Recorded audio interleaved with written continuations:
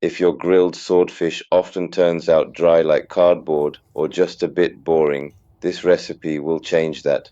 Today, I'm showing you how to get a juicy result in few minutes of cooking, bringing the Mediterranean straight to your grill. Welcome back to my terrace. This is where Italy meets American BBQ. Swordfish is so common in Italy, but sadly, it's often ruined by aggressive cooking.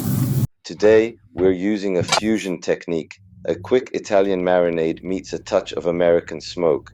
It's fast, easy, and honestly, it gives great satisfaction. Let's start with the base, which is 100% Italian.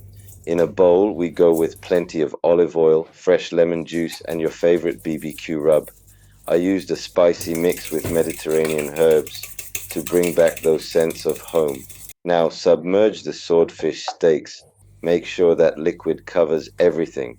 This step is fundamental, not just for flavor, but to create that beautiful crust later. Into the fridge for at least 30 minutes. Don't skip this, trust me. While the fish rests, let's handle the side dish. I peeled these potatoes and boiled them just to soften them up. Now here's the American touch.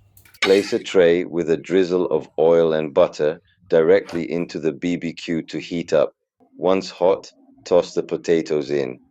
We want to give them that extra smoky kick we love so much.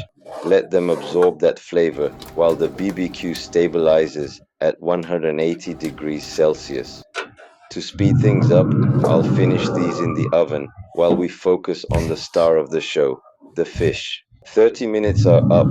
The grill is hot at 180 Celsius, so let's cook. Pay attention here. Swordfish cooks incredibly fast. We are not doing low and slow like a brisket here. We need to be careful not to overcook it, turning it often. Our target internal temperature is between 52 and 54 degrees Celsius. If you go over, it becomes dry. As soon as it hits 52, pull it off immediately.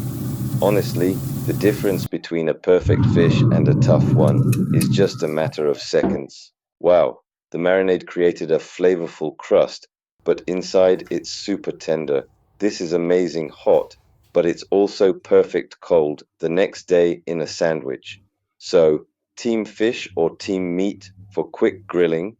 Let me know in the comments and tell me how you would create your own fusion version. I'll see you at the next BBQ.